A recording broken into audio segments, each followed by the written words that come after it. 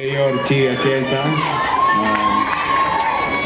at sa ating mga bisita, teka muna, I think this is proper time. Taas ang kamay ng nakasubok na sa PGH Hospital. Ayan ha, dami. Pwede ba sabay-sabay? Magpasalamat naman tayo sa PGH.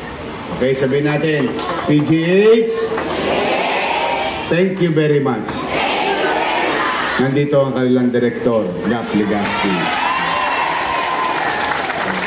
Baka lang nakakaligtaan natin minsan, alam mo, sa buhay, pag nasasanay na tayong kung ano yung meron na dumarating at ito'y libre at nakakamit natin, minsan nakakalimutan na natin i-appreciate that there are people behind or may mga tao sa likod nito na nagpupursigi at ginagampanan ng kanilang tungkulin upang makapagbigay ng serbisyo, mano pa at lalo na sa may mga sakit nating kababayan. Yan ang ating partner, ang Philippine General Hospital. Okay? Sa ating DOH family, sa PhilHealth family, sa ating mga direktor ng ospital, ating Congressman Erwin Cheng, Direktor Likwanan, at ang ating barangay chairman, Chairman Diana, at Chairman Cristo, ating Engineer Andres na hindi natutulog kasi matagal nakatenga yung ospital nyo, tumulo, inayos ni Andres. At Director Grace Padilla, mga chairman na nandito, Kagawad, Secretary, Treasurer ng Intraport, ating mga konsihal, ang ating Majority Floor Leader, Monyo Pangco, Che Borromeo, at Konsihal Satundo. Ito, siya po ang chairman ng Committee on Health.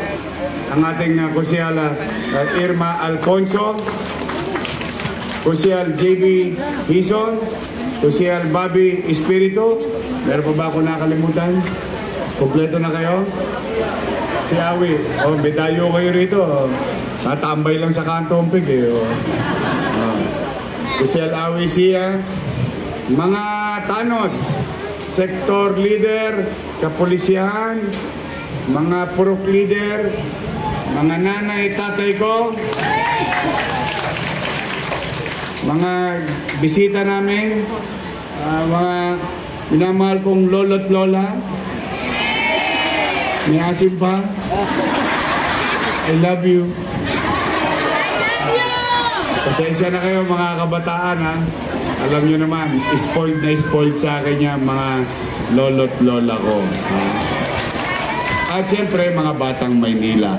Lahat kayo na nandito sa Baseco, good morning! Good morning! Those who have less in life must have more in law. Hindi po ako may sabi nun. Ang may sabi po nun ay ang dati nating magaling na Pangulong Ramon Magsaysay. Today, we're showing and at least remembering those lines. Inaalala natin yung mga sinabi, sinalita ng ating dating Pangulong Magsaysay na pagmalasakitan ng higit ang mga tunay na nangangailangan. Nakatutuwang isipin, I think sa buong Pilipinas, pwede kong masabi na ito lang ang barangay na may sariling ospital. This hospital may serve at least 80,000 people from Intraport to Baseco. Yan. Isang kembot nyo lang. Sabi nga ni Congressman Erwin kanina, marami at totoo ang insidente na ang may sakit hindi na umabot sa gut.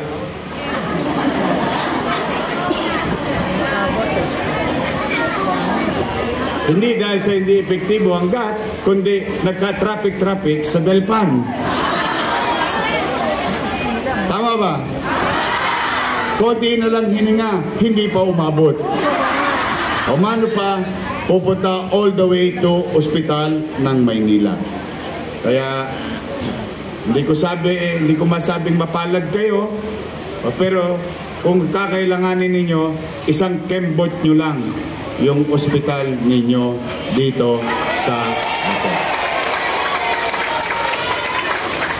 Bakit natin ipinangalan kay President Corazon C. Aquino? Si President Corazon C. Aquino ay simbolo ng kalayaan ng ating bansa. Ito rin ay araw ng kalayaan ng paghihirap ng mga kababayan natin na kapag nangangailangan ng programang pangkalusugan, hindi na sila mahihirapan. Layang-laya na kayo dahil nandito lang kapitbahay ninyo. To honor former President Corazon C. Aquino in our own little way, no matter what, lang politika, we always give credit where it's due. Now, sana kayo naman, mga naparito, alam po ninyo, may mga kwento na masungit ang nurse, masungit ang doktor. Ako na magsasabi sa inyo, ako na, para wala ng kalituhan. Lagi niyong isa sa isip at isa sa puso, tao din sila. Napapagod, napupuyat, nakukonsume. Alam mo ano yung konsume? Yung mga taong gobyerno, hindi ginagampanan ng kanilang tungkulin, walang supply ang health center, walang supply ang ospital. Kahit gaano pa kadalubhasa ang doktor at nurse, experienced nurse, nothing they can do kung wala naman silang gamit. Tama ba? Tapos may problema pa sa bahay. Sinong wala? So what I mean is that, bakit ko yun ipinaalala sa inyo? We are all human beings. We make mistakes. Ako mismo. Nagkakamali. Natutumba. Nadadapa. Walang perfecto. Pero, ang importante sa atin ay pag-uunawaan. Pag-iintindihan. Bagay na ipagpasalamat natin kung anuman ang meron tayong ipinagkalooban Diyos. Huwag natin hanapin ang wala. Ipagpasalamat kung ano ang meron. Ewan ko yun ang turo sa akin ng nanay ko. Hindi ko alam kung tinuro rin sa inyo ng nanay niyo yun. So with that, pag ganon ang mindset natin, magiging masayahin tayong tao. Bakit? Marunong tayong matuwa, makapagpasalamat sa mga bagay na meron tayo. So, maging mahirap. Maaring lalating ko na sila dito. Except kay Dayan. Hindi ko alam ang istorya ng buhay ni Chairman Diana. Pero sigurado ako sa mga naparito, ako na mismo makapagsasabi, mahirap maging mahirap. Hindi dahil sa natutunan ko sa eskwelahan yon, dahil yun ay dinanas ko. Kaya mapapansin ninyo ang pamahalang lungsod pagbalik noong July 1, muling namuhunan sa kanyang pamayanan at mamamayan sa pamamaraang I think ay mas epektibo. Investing into NBN,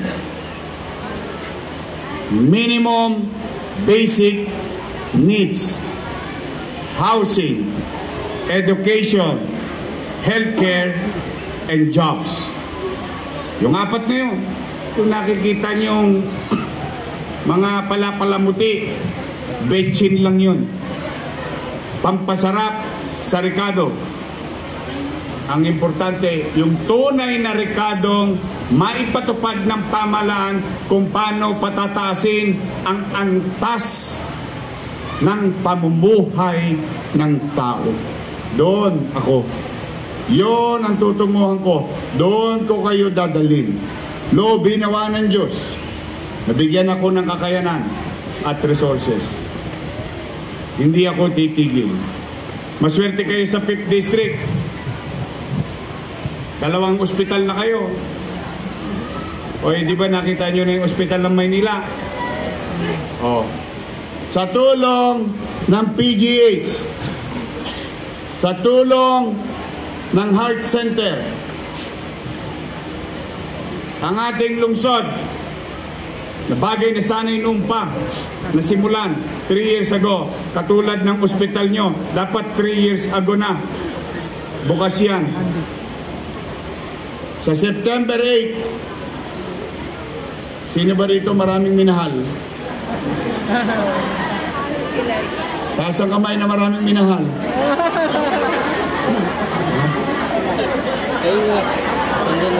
Mga barado na puso nyo. Sa September 8, yung ating cat lab ay bubuksan na sa bagong ospital ng Maynila.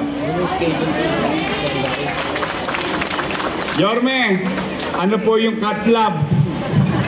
Yan ba'y para sa pusa? Kasi gusto ko linawin, alam mo naman maraming marites. Ito naman si Yorme, pati pusa, binigyan pa ng laboratory. Yun po, mag-uumpisa tayo, dadaan-daanin natin, unti-unti natin. Yung gamit na yon ay hindi biro ang presyo. Pero isang bagay na hindi rin biro sa gastusin ng isang pasyente, mano pa ang mahirap at middle class. Lalong-lalo na ang middle class. Kasi ang mahirap, wala talagang pantosgas yun. Laway lang yun. Ang problema sa middle class, may savings. Sa nervyos, tatakbo sa private at mauubos ang kanyang savings. But with PGH, what they're doing there, and Heart Center, what they're doing there, na nakakaligtaan lang minsan ng tao na pwede nilang takbuhan. O, ngayon, 3 na tayo. Ito, mag-uumpisa tayo, angiogram. Sino na angiogram na? Ito, si Joseph. Joseph, tama. Johnson. Na-angiogram ka na? No, magkano? Para lang maalaman ng tao. 80,000? Angiogram pa lang, ha? Mga 50, 80.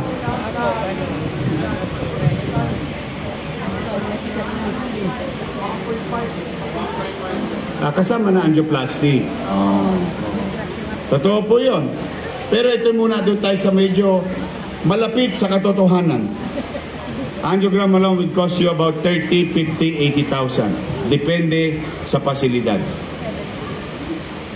At loobin nawa ng Diyos through the help of PGH and Heart Center and other specialists in this country, training our people. Magkakaroon tayo ng angioplasty. Ang angioplasty ay halos umabot bare minimum 300,000, 300,000, 500,000 at baka umabot ka pa ng 1 million. Tanong, sino may 300,000 dito? Sino may 500,000? Siguro lalo naman yung 1 milyon. At kung sakali, ito malungkot na katotohanan, yung magulang ang may sakit, kahit meron siyang 300,000, hindi niya gagastusin yun. Ipakakain na lang niya sa anak niya. Kaya lamang, siya naman ang malalagay sa alangan niya. Yan ang tunay na katayuan ng isang mahirap na pamilya. Kaya, maswerte kayo, maswerte mga taga Maynila. O, mababawasan na natin ang pila sa PGH, mababawasan na natin ang pila sa Health Center dahil ang syudad ng Maynila ay merong ganitong pasilidad. So, abangan nyo yan. Kaya ngayon, pwede na kayo magmahal na magmahal. Huwag lang yung kapitbahay nyo. Ha? Now, today, again, to our partners, DOH, PhilHealth, National Government Hospitals, to corporations, individuals, na walang sawang tumutulong sa atin, sa ating mga doktor, nurse. Oh, napansin nyo ba, tahimik ang Baseco? Marami natakot dito nung i-duty ko dito eh. O, hindi, huwag kayong matatakot. Tahimik ba, Baseco? Tahimik? Parang alanganin kayo sumagot. Eh, ba't hindi tatahimik to? Naalala ninyo? Dati, PCP lang to. Diba nag-mayor ako, ginawa kong presinto? Diba? Diyan. O, tapos, may Basec community na kayo. Naka-townhouse kayo. O, meron kayo sarili eskwelahan. Palengke ninyo, ipare-renovate ko na. Ayari ka na, Andres. Dahil, nakaplano na. I-retouch natin yung palengke niyo. So, it's a full community. All we have to do is behave. Discipline. Di baling mahirap tayo. Huwag tayong maging dugyot. Pag sira ang damit, may punit, nagninisnis, tahin nyo. Ayun ang ginawa ng nanay ko. Pag may kalat, hindi iyo, itabi mo. Bakit? Pag baha, pupunta rin sa iyo yun. Tama ba? O, natatawa kayo sa kalokohan nyo, ha? Totoo naman, that's who we are. Pero, hindi naman kailangan manatili tayo sa ganun. Gusto ko, laging moving forward. O sige, mahirap kami, pero tahimik kami rito. O sige, mahirap kami, pero maaliwalas ang pamumuhay namin dito. O sige, mahirap kami, pero mahal namin at pinagmamalasakitan namin ang bawat isa. Kaya yan ang pairalin ninyo, lalo na yung mga naparito. Marami sa inyo dito, konti na lang ang birthday.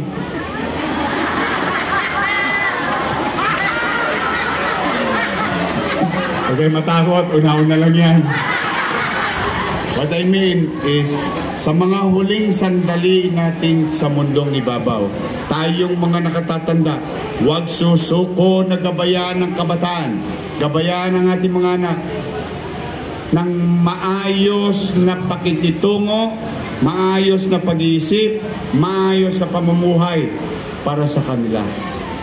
Itinataguyod natin sila, but at the same time, importanteng gabayan natin ang ating mga supling. Because pag nagpantay na ang paan natin, sila maiiwan sa lugar na ating kinalakihan.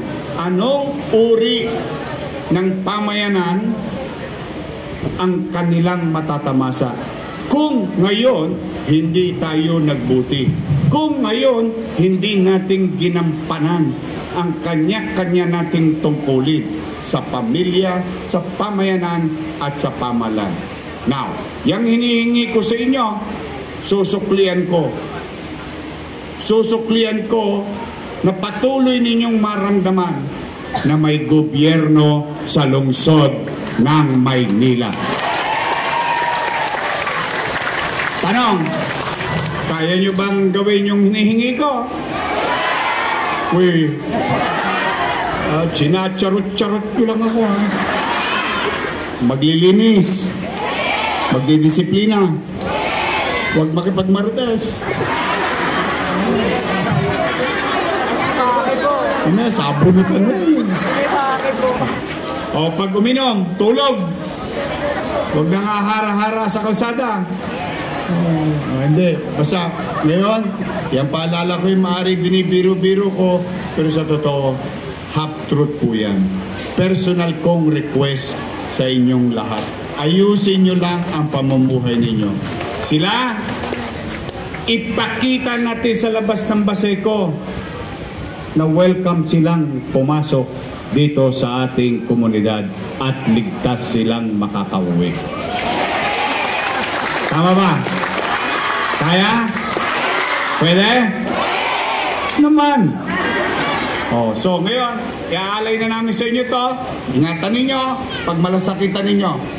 As we progress and partnering ourselves with DOH, we will go and achieving all those requirements for this facility at 50 bed capacity, 24/7 fully operational emergency room, centralized medical gas system. Wala nang mamamatay na kuko ng nurse dahil nagulungan ng oxygen.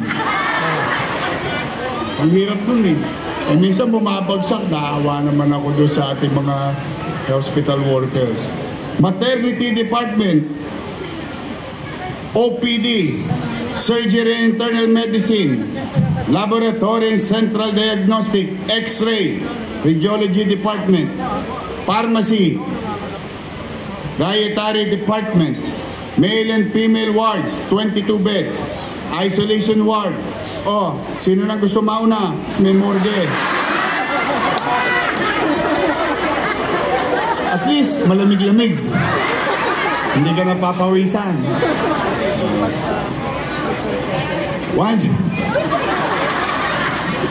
One service elevator for patient in bed. Hindi mo nakakargahin. Pakyat. One passenger elevator with 10 persons capacity, emergency ramp, 7 nurses and 22 comfort rooms. Kalaunan, pag tayo'y nagbuti bilang pamahalaan, malay nyo, ma-achieve na natin, fully operational ang lahat ng yan under level 1 through the help ng ating DOH. Sino ang mga bungi?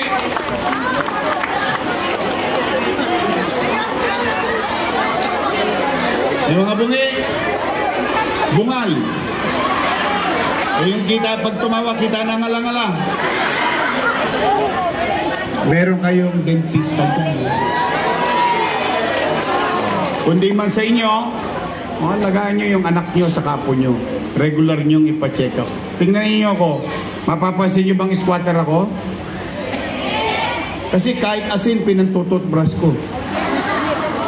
Sabi ng nanay ko close up, close up. Alam mo pera, dot-dot mo sa asin. Ito. Tapos maligam-gam. Ayun, toothbrush, umaga. Awa ng Diyos. Ingatan ninyo. Maganda naman na dyan may facility na Ayusin ninyo na ang inyong sarili at mga anak. So muli, maraming salamat sa ating mga bisita. I will see you soon. Sa mga barangay ng Intraport, you can go here. You're welcome here. To everyone, ito, kami ni Chi Atienza at ng inyong Konseho ng Maynila, Congressman Erwin Cheng, lahat ng mga halal ng bayan ninyo dito sa lungsod, inaalay namin sa inyo ito. At nawa, maging patuloy na maging maayos at malusog at payapa ang pamumuhay dito sa Baseco. Mag-iingat kayo. I love you. Pagpalain nawa kayo ng Pong May Kapal. Manila!